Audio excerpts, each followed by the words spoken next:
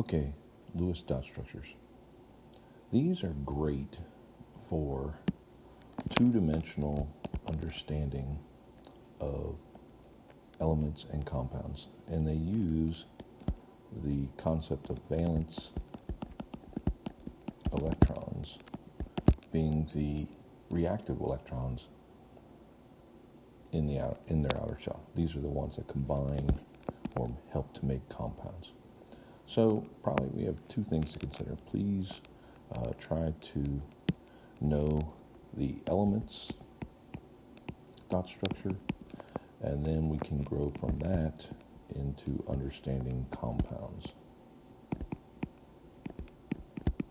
So let's just start. Let's have some general elements to consider. Let's say lithium. Okay, lithium has one valence electron because it's in the outer shell. Please remember that one electron in the outer shell for lithium is its dot. We like to think that the dots can go into a north, south, east, or west position, but I like to do it in clockwise, but it's not mandatory. So lithium has one. If I go to carbon, carbon has four, so I like to do 1, 2, 3, 4. Now they don't have to stick there, and as we have seen in examples like carbon dioxide, these electrons move into different positions to fulfill the octet. Okay, let's try another one. Let's try sulfur. Oops, let's change that color. And the dots for sulfur.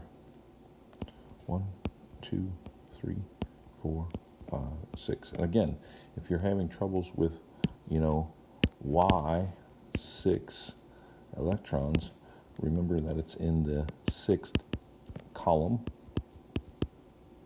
and that tells you how many dots there are, or how many valence electrons. Okay, so I hope we can do all this. I know that we need to start working on compounds now. So, for example, if we wanted to know the Lewis dot structure for something like methane, we need to consider the individual elements dot structures. Individual meaning carbon, and of course we have 4 hydrogens, but we're just going to put carbon and 1 hydrogen for right now. Hydrogen in the first column has 1, carbon has 4, and electrons like to be paired up, and that's how they form bonds. So how do they form bonds? By pairing up. When they pair up, it's kind of important that we show them in an equal distance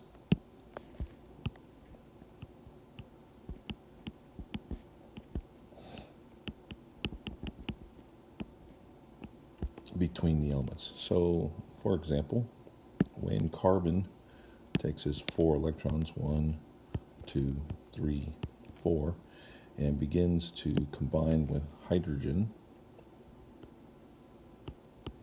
okay, we don't put hydrogen's electron here because that would show it's closer to hydrogen than it is to carbon, and likewise, carbon's electron is closer to carbon than it is to hydrogen. We really want to put them in an equal distance, so right here. We do the same thing for the other 4 hydrogens, 1, 2. Okay, bring their dots in, try to make them equal distance. Sorry, didn't mean to draw that. So we're trying to make them equal distance. 1, 2, 3. All right, hopefully we understand that. Let me see if I can move this to the side.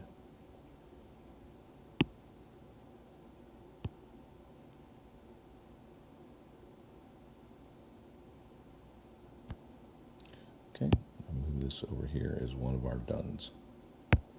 All right, let's try something with sulfur now. Let's try H2S. H2S. So let's draw sulfur. And let's consider the electrons. 1, 2.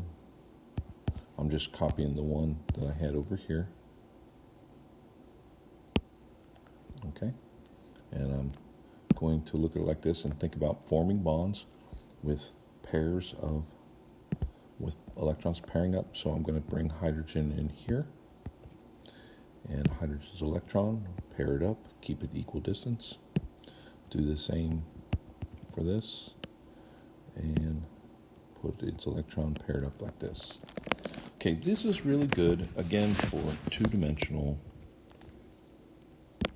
let's keep it organized, two-dimensional structures.